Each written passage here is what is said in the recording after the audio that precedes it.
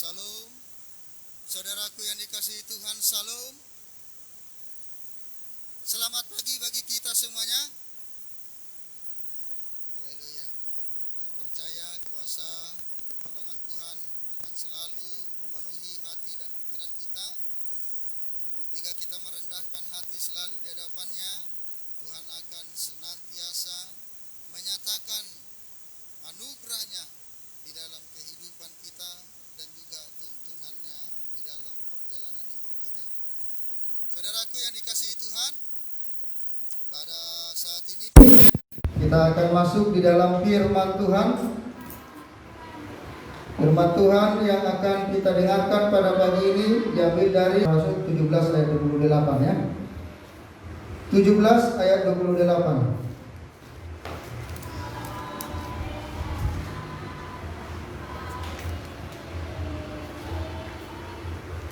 Sudah ditemukan? Bagi yang sudah menemukan firman Tuhan, dengan kasih Kristus saya undang untuk berdiri. Satu ayat saja. Kita akan membahas bagaimana kita hidup dan bergerak di dalam Tuhan. Kisah Para Rasul 17 ayat 28. 1, 2, iya. Sebab di dalam Dia kita hidup, kita bergerak, kita ada, seperti yang telah juga dikatakan oleh pujangga-pujangga, sebab kita ini dari keturunan Allah juga. Demikian firman Tuhan. Saudaraku, silakan duduk kembali. Saudara yang dikasihi Tuhan, kalau kita melihat dari nats Kisah Para Rasul ini disampaikan oleh Rasul Paulus. Kalau kita kemarin berbicara dengan tergerak dan bergerak, ya, satu definisi yang gampang mungkin kita lihat dalam asal kata ataupun kata dasarnya yang berkata gerak, ketika ditambahkan dengan awalan ataupun ter, ya, ter dan ber itu memiliki arti yang sangat berbeda definisinya. Kalau kita katakan gerak ditambah ter berarti tergerak. Tetapi saudara dikasih Tuhan, tergerak dan bergerak itu memiliki arti yang sangat jauh berbeda. Saudara mungkin tergerak untuk melakukan sesuatu, belum tentu itu menjadi satu realisasi. Tetapi ketika dikatakan diawali dengan kata ber, itu akan memiliki satu arti yang memiliki satu pemahaman bahwa dia sudah melakukan, ya, tergerak berarti itu masih memiliki gerakan dalam hati, sementara bergerak dia sudah bergerak dan melakukan itu, apa yang tergerakkan di dalam hatinya dia lakukan. Ya, tidak jarang jemaat mengatakan saya tergerak untuk menopang pembangunan gereja, tetapi itu hanya sebatas tergerak. Itu akan menjadi satu realisasi ketika itu dinyatakan dengan bergerak. Amin. Maka bergerak di situ berarti dia menopang pembangunan gereja, dia ikut serta di situ, dia akan mendukung baik itu dengan secara material dan non material.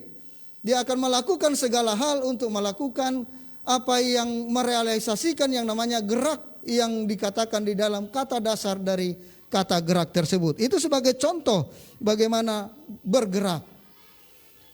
Dalam hal ini saudaraku yang dikasihi Tuhan, kita akan belajar bagaimana hidup itu bergerak di dalam Tuhan.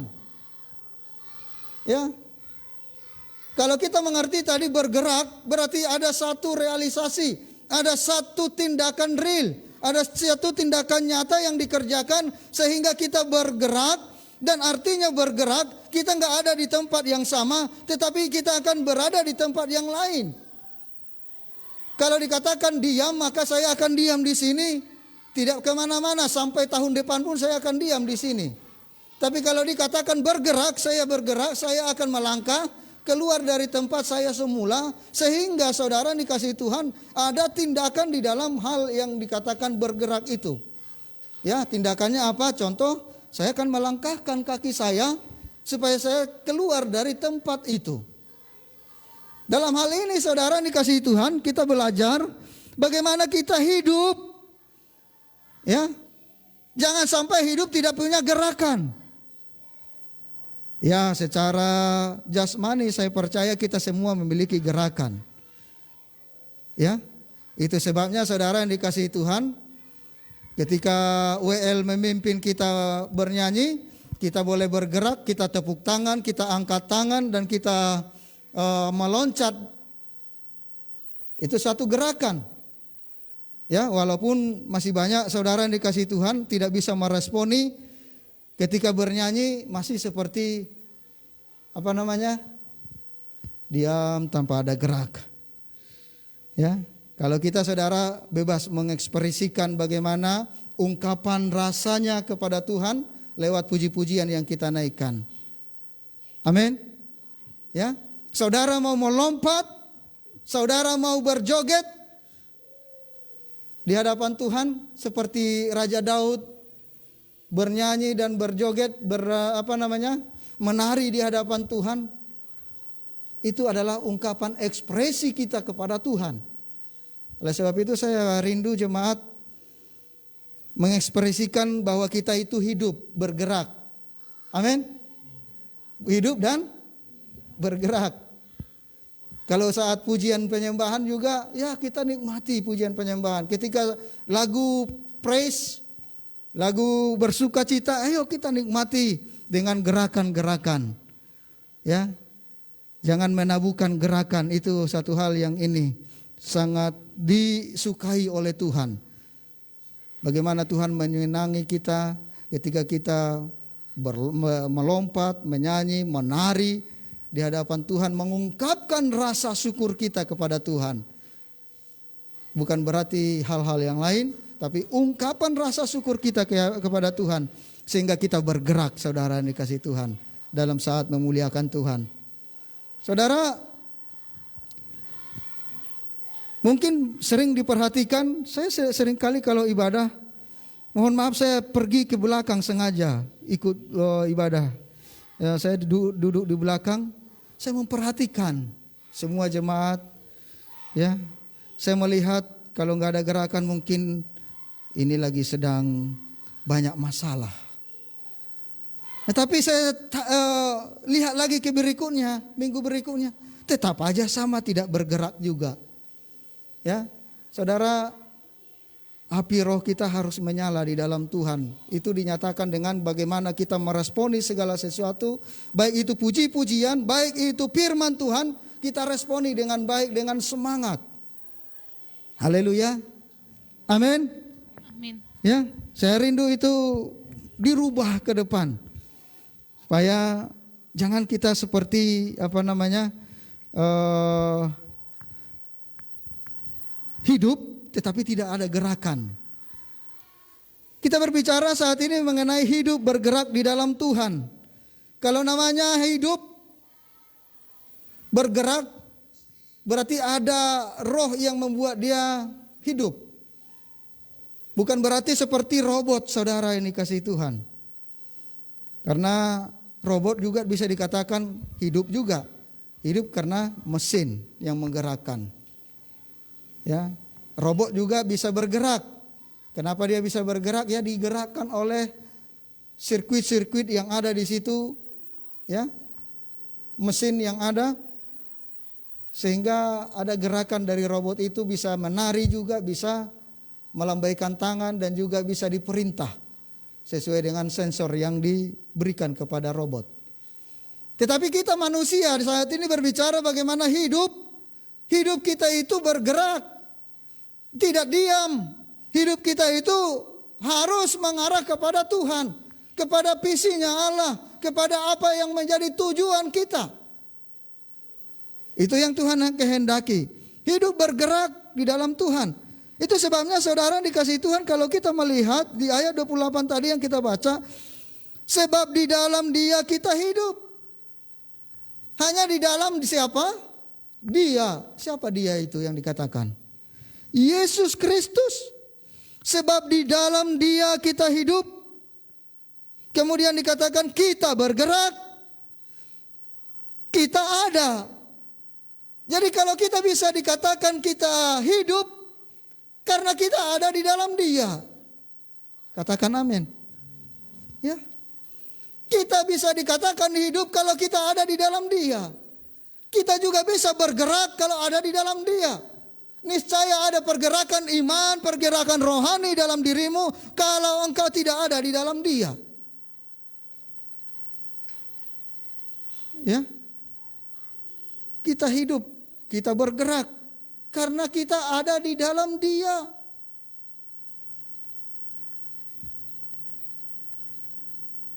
Saudara, kita harus ada kegerakan saat ini. Kita harus memiliki kegerakan saat ini. Ya, saya mau rindu melihat gereja kita memiliki kegerakan yang luar biasa di dalam masa-masa ini. Terlalu lama saya melihat kita tertidur. Terlalu lama Tuhan melihat kita tertidur. Dengan alasan berbagai macam hal, mungkin karena pandemi dan segala macam. Tuhan mau kita dimenyatakan bahwa hidup kita itu ada di dalam Dia. Kita ini dibuktikan dengan kita bergerak, kita itu hidup. Kalau kita tidak hidup bergerak, artinya kita nggak hidup, saudara dikasih Tuhan. Kalau kita diam, ya itu juga hidup. Tetapi yang Tuhan inginkan hidup di dalam Dia ada kegerakan. Ya, minggu-minggu akhir ini saudara dikasih Tuhan. Kemarin di dalam doa pengerja saya sampaikan kepada rekan-rekan pelayan Tuhan bahwa Tuhan menginginkan kita di akhir-akhir ini memiliki kegerakan di dalam Tuhan. Kenapa saya katakan seperti itu? Saya sering sekali setiap jam 2 pagi dibangunkan. Saya terbangun dan ketika saya terbangun, apa yang ini? Dikatakan kamu ada api. Saya katakan iya, saya punya api. Api apa yang kau miliki? Saya katakan aku ada api Pentakosta, aku ada api Roh Kudus, aku ada api Kristus menyala di dalam diriku. Terus saya kebangun, selalu setiap seperti itu jam 2. Jadi saya berpikir, Tuhan sedang menginginkan kita saat ini menyalakan api itu, bergerak. Amin. Bergerak, waktunya menyatakan bahwa kita itu hidup. Kita terlalu berbangga kita saat ini masih hidup sebagaimana kita ada saat ini. Tetapi enggak ada buktinya bahwa kita hidup bergerak di dalam Tuhan. Ya, kita mengatakan terima kasih Tuhan kami ada sebagaimana hari ini ada itu adalah karena Tuhan.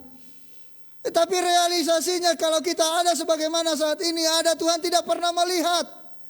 Sudahkah hidup kita bergerak di dalam Dia?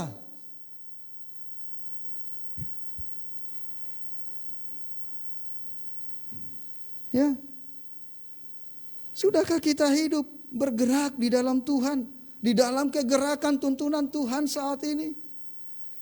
Berkobar-kobar di dalam Tuhan.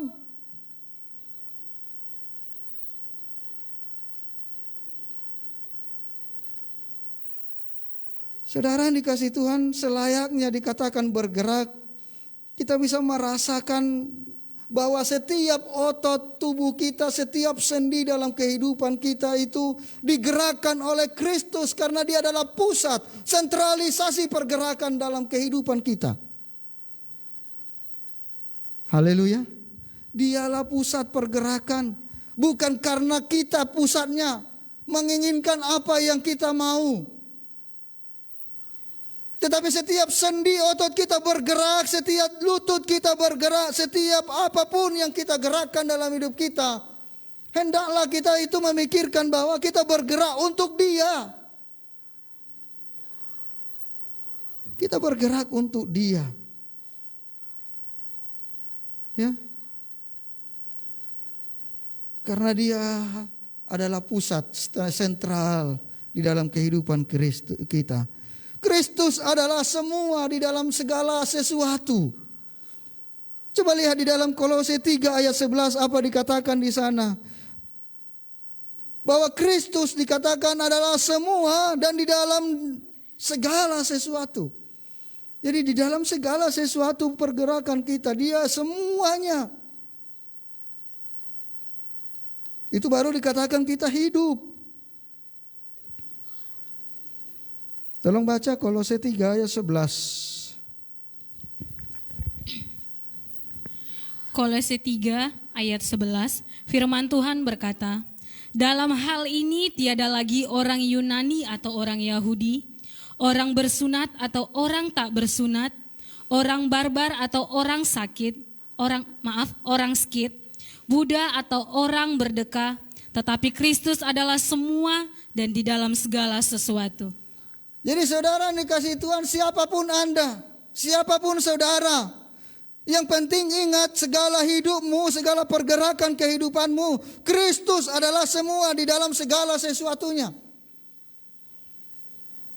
Segala sesuatu apapun tindakan kita harus ada Kristus yang dicerminkan di dalam hal itu. Ya. Jadi saudara dikasih Tuhan semua karena kasih Kristus. Itu sebabnya kita sering katakan kita ada sebagaimana saat ini ada, kita ada sebagai saat ini hidup, kita ada sebagaimana saat ini kita beraktivitas, kita ada sebagaimana saat ini kita melayani, kita ada sebagai saat ini kita bisa berstudi, ya, dalam keluarga, kita boleh makan, bisa minum, bisa membangun apapun. Itu semua karena kasih Kristus. Karena anugerahnya dicurahkan bagi kita. Dia pemilik setiap kehidupan kita. Dia yang memiliki wewenang atas hidup kita. Selanjutnya ketika kita mengetahui akan hal itu saudara dikasih Tuhan, apa yang harus diperhatikan? Apa yang bisa diperhatikan supaya kita tetap hidup dan bergerak di dalam Tuhan? Ini yang menjadi poin kita pada saat ini. Apa yang harus diperhatikan supaya kita terus hidup bergerak di dalam Tuhan? Yang pertama saudara yang dikasihi Tuhan, kita harus memiliki pedoman selalu pada firman Tuhan. Hiduplah selalu dalam firman Tuhan. Amin. Hidup selalu dalam firman Tuhan. Mari lihat Mazmur 119 ayatnya yang ke-57.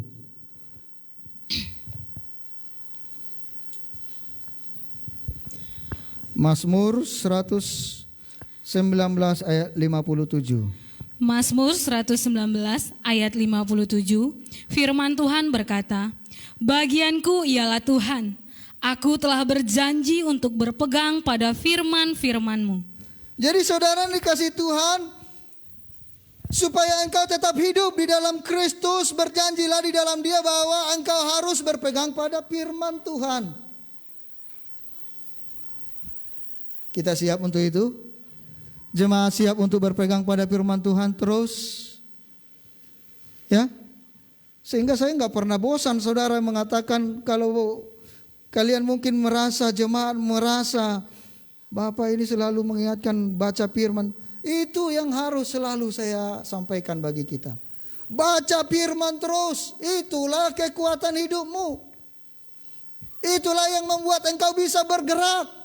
Firmanlah yang membuat engkau memiliki daya dorong, kekuatan untuk melakukan yang benar di hadapannya. Niscaya kita bisa melakukan apa-apa kalau tanpa firman Tuhan. Ya. Jadi saya selalu berulang-ulang menjadi poin yang saya ingatkan bagi jemaat. Tetap baca firman Tuhan. Masih semua rutin baca firman? Yang masih rutin baca firman Tuhan, lambaikan tangannya.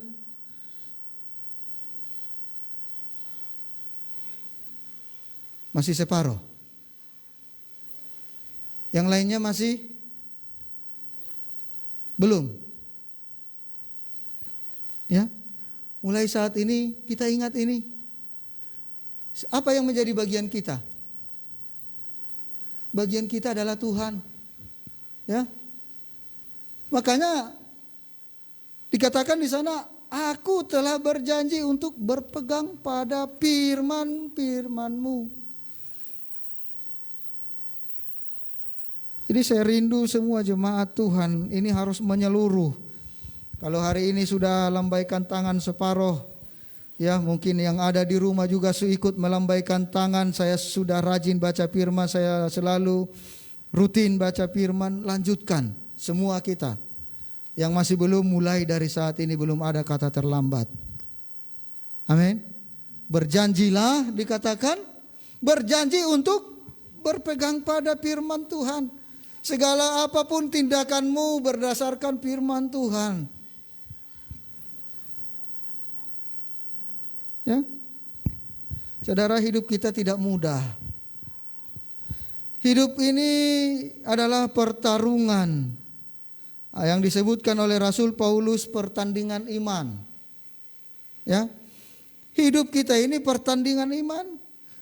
Oleh sebab itu kita akan selalu ada di pihak yang dikatakan menang kalau kita ada bersandar kepada Tuhan. Kita akan berada selalu di dalam pihak yang menjadi seorang pemenang ketika kita hidup di dalam firman-Nya. Sebab Tuhanlah merupakan jawaban dari segalanya dalam kemelut kehidupan kita. Jadi apapun yang kau hadapi saat ini, saudaraku yang dikasihi Tuhan, satu-satunya jawaban adalah Kristus. Ya. Siapa? Siapa jawabannya dalam kehidupanmu? Kristus. Engkau punya masalah, jawabannya ada dalam Kristus.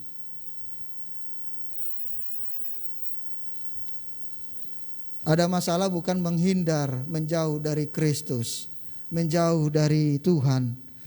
Tetapi justru itu waktu kita yang paling tepat. Dalam segala keterpurukan kita, kita datang merendahkan hati di hadapan Tuhan. Sujud di hadapan Tuhan, menantikan bagaimana Tuhan menuntun kehidupan kita.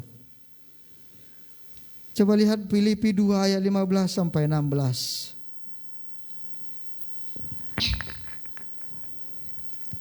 Filipi 2 ayat 15 sampai 16.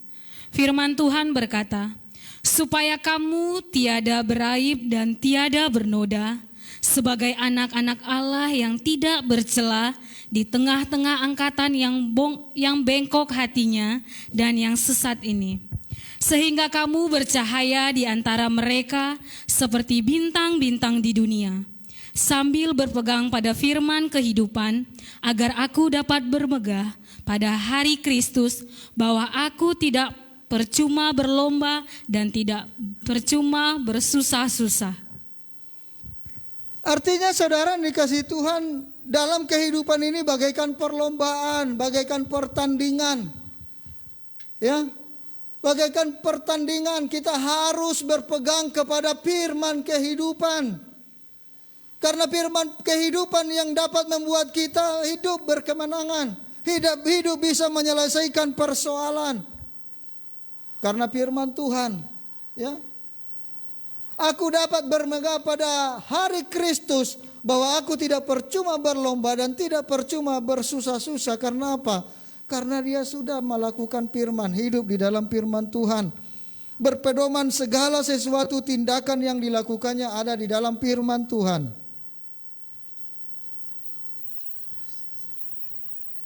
Jadi kalau kita malas baca firman Tuhan, bagaimana kita hidup di dalam itu? Makanya pedoman pertama saudara dikasih Tuhan, buku manual book kita di dalam perjalanan kehidupan ini, satu-satunya adalah Alkitab yang ada di tangan kita. Gak ada yang lain. Supaya kita berhasil melakukan segala sesuatu dalam perjalanan kehidupan, dalam pertandingan iman kita, kita harus hidup dalam firman, baca firman, hidupi firman, sehingga Di dalam perjalanan kehidupan kita, orang boleh melihat kita itu seperti firman yang hidup. Tahu artinya firman yang hidup? Karena apa yang kita lakukan itu, ya kesaksian-kesaksian hidup kita itu seperti firman. Kalau kita boleh melakukan segala sesuatu, segala tindakan kita, segala perbuatan kita, orang lihat, iya ya, seperti yang di firman Tuhan dia kerjakan. Jadi hidup kita itu harus seperti firman yang hidup. Amin. Hidup seperti firman hidup dalam diri kita. Kemudian saudara yang dikasihi Tuhan, apa yang harus kita perhatikan agar kita dapat terus bergerak di dalam Tuhan? Setelah kita berpedoman dalam firman Tuhan, yang kedua adalah bagaimana kita supaya tetap hidup di dalam doa.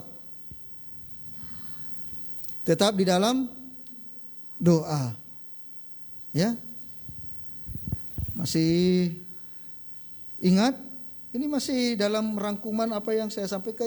Jadi kalau kita saudara yang dikasih Tuhan mengikuti renungan dalam satu minggu itu, pas waktu dikhotbahkan hari Minggu, kita udah mengerti, oh ya, kemarin Bapak itu kasih renungan seperti ini, bagaimana hidup di dalam doa, bagaimana supaya hidup tetap di dalam Tuhan, bergerak di dalam Tuhan. Pikiran kita akan mulai terkoneksi dengan semua firman yang sudah disampaikan. Ya. Hari Selasa kemarin renungan yang saya buat bagi kita bagaimana supaya kita kuat di dalam doa. Ya. Apa dikatakan di dalam 1 Tesalonika 5 ayat 17?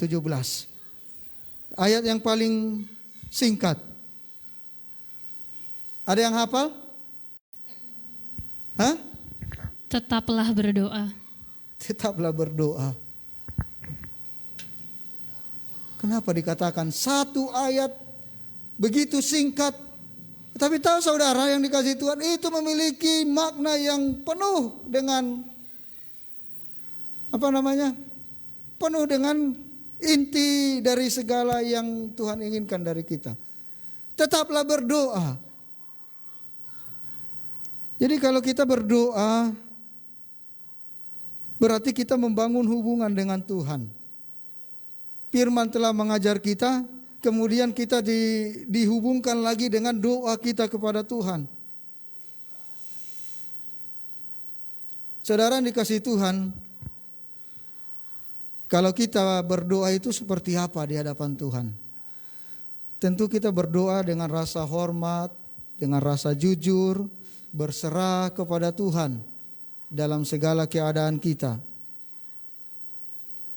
Jadi doa itu bukan sekedar omong-omong ya dengan Tuhan. Atau doa itu bukan sekedar nodong Tuhan. Paham maksud saya? Ada enggak orang berdoa nodong Tuhan? Ada. Jadi seolah-olah semua hanya kepentingannya yang disampaikan. Saudara yang dikasihi Tuhan, kita berubah berdoa. Berdoa, kesulitan yang dialami orang ketika berdoa adalah bagaimana ketika berdoa itu mendengar Tuhan. Mendengar suara Tuhan. Karena ya, berdoa sih banyak orang bisa berdoa. Saya pasti semua orang bisa berdoa. Tetapi belum tentu orang yang berdoa mau mendengar suara Tuhan. Dalam beberapa kesempatan saya sampaikan kepada kita saudara yang dikasihi Tuhan, bahwa doa itu komunikasi dua arah. Bukan komunikasi satu arah. Amin. Jadi kalau kita berdoa itu, kalau hanya menyampaikan setiap apa yang kita sampaikan, itu hanya sekedar laporan. Makanya ada perlu namanya doa khusus. Jam-jam doa dibangun, doa khususnya. Kalau ada doa bersama, ada juga dibangun doa sendiri. Disitulah kita mulai mendengar suara Tuhan. Doa khusus, kita berbicara, kita sampaikan, kita baca firman Tuhan. Setelah itu kita berdiam diri.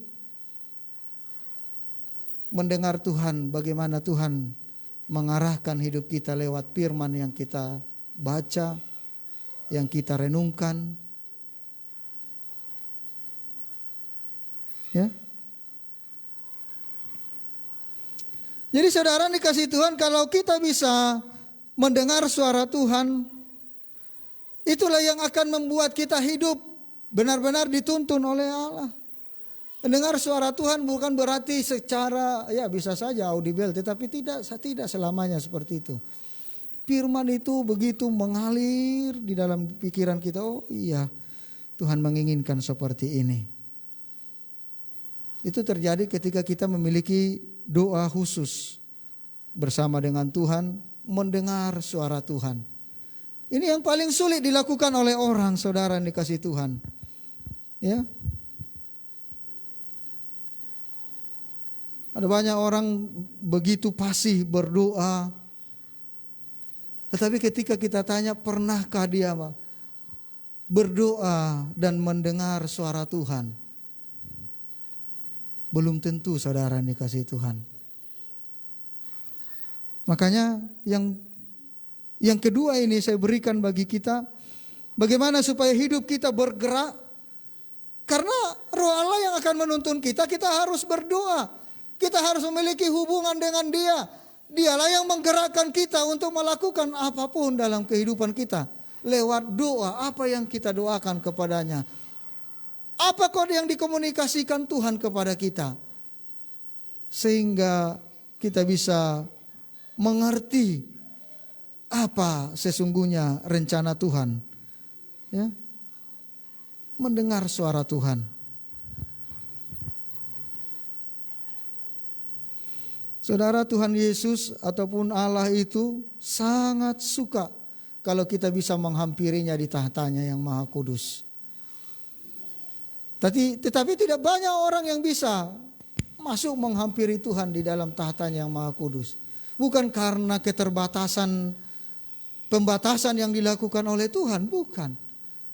Tetapi kita sendiri yang membatasi diri kita sehingga kita tidak mampu masuk dalam ruang maha kudusnya Allah. Diri kita sendiri, karena kita tidak benar-benar mau diajar oleh Dia. Kita hanya menyampaikan apa yang kita inginkan.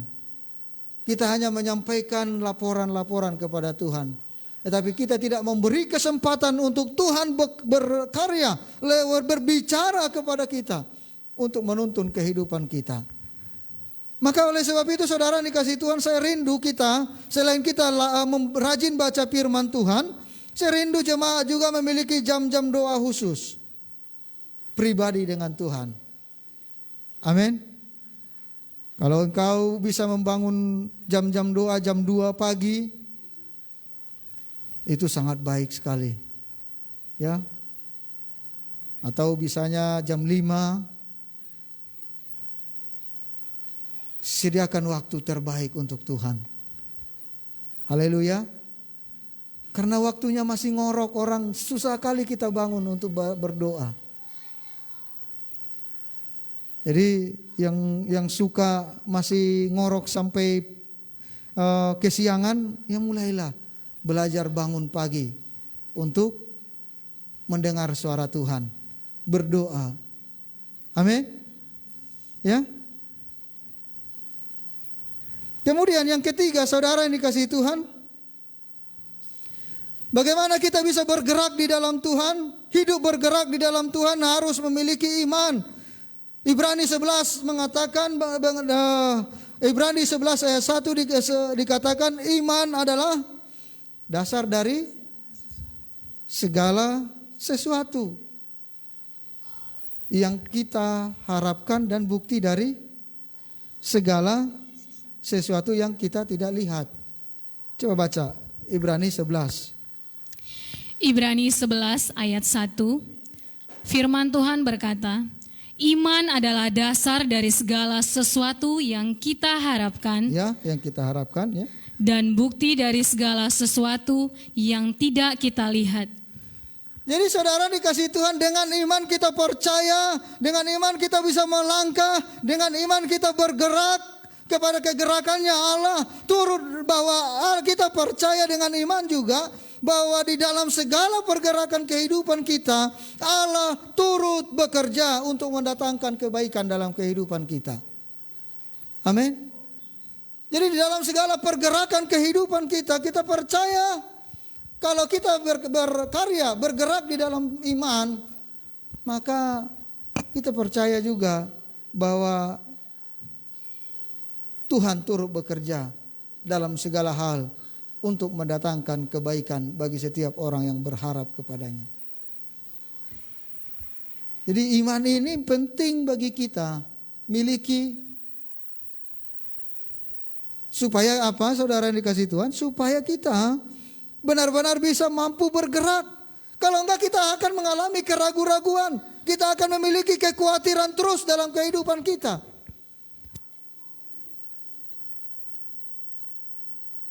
Ya, iman harus lebih kuat daripada kekhawatiran. Sebab kekhawatiran itu menunjukkan ketidakpercayaan kita kepada Allah.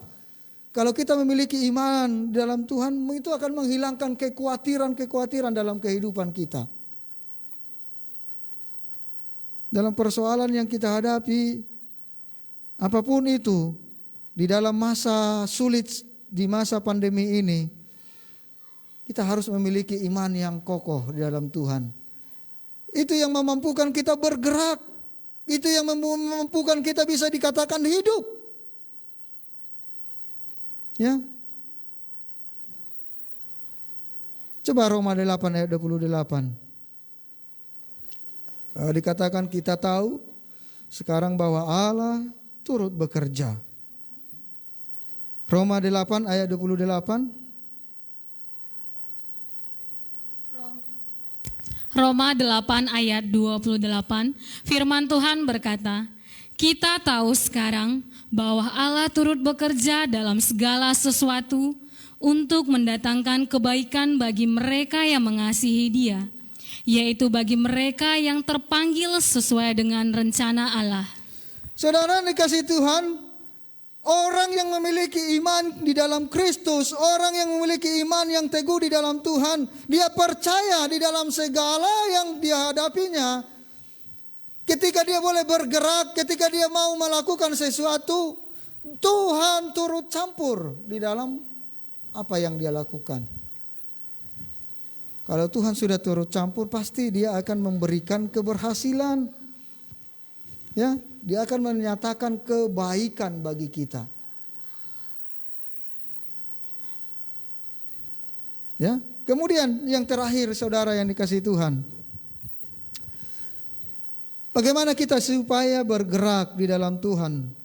Hidup, dikatakan hidup dan kita bisa bergerak.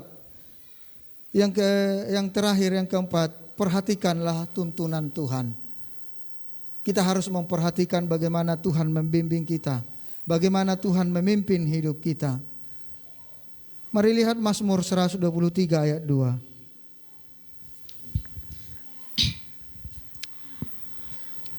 Mazmur 123 ayat 2, silakan. Mazmur 123 ayat 2, firman Tuhan berkata, lihat, seperti mata para hamba laki-laki memandang kepada tangan tuannya, seperti mata hamba perempuan memandang kepada tangan nyonyanya. Demikianlah mata kita memandang kepada Tuhan, Allah kita, sampai Ia mengasihi kita. Saudara, ini diumpamakan, diibaratkan seperti hamba dan tuannya. Bagaimana dia rasa takut dan gentarnya kepada tuannya. Bagaimana dia melayani segala sesuatu yang baik untuk tuannya. Karena apa? Dia mengharapkan sesuatu yang baik diberikan oleh tuannya kepadanya. Ini diumpamakan kepada kita yang sebagai anak-anak Allah, hamba-hamba Tuhan. Kita harus merendahkan diri di hadapan Tuhan. Kita harus menantikan tuntunan Tuhan, arahan dari Tuhan. Ya, dikatakan seperti hamba yang menantikan tuntunan dari nyonyanya, instruksi dari nyonyanya, dari tuannya, arahan-arahan apa yang mau dilakukan. menunjukkan bahwa segala sesuatu yang apa akan kita lakukan, kita selalu minta tuntunan Tuhan. Ya, kita selalu minta tuntunan Tuhan. Kita harus peka terhadap tuntunannya Allah, bagaimana kita bisa mengarahkan pandangan kepada Dia. Seketika Tuhan mengarahkan kita, engkau merubah hidup seperti ini, maka kita harus merubah itu. Ketika firman Tuhan menyatakan dosa harus disingkirkan dari hidup kita, maka kita harus menyingkirkan itu dari diri kita. Nah, yang sering sekali saudara dikasih Tuhan, kita sering mengatakan ada dosa kecil, ada dosa besar. Berkompromi dosa kecil kok, gak apa-apalah, ya.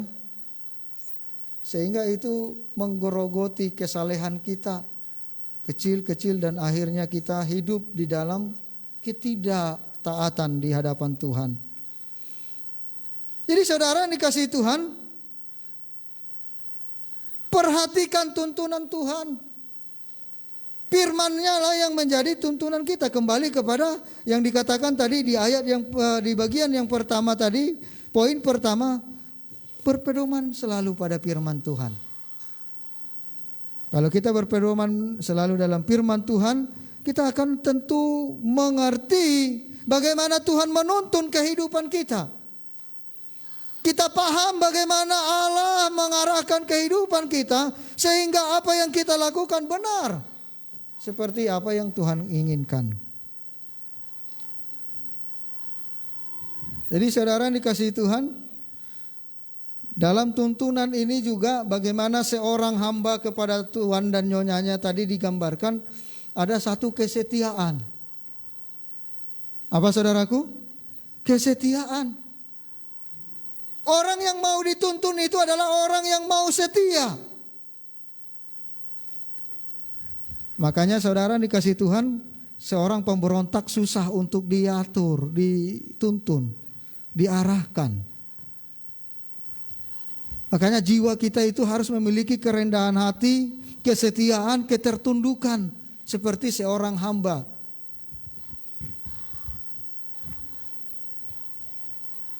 Jemaat Tuhan harus bisa merendahkan diri di hadapan Tuhan.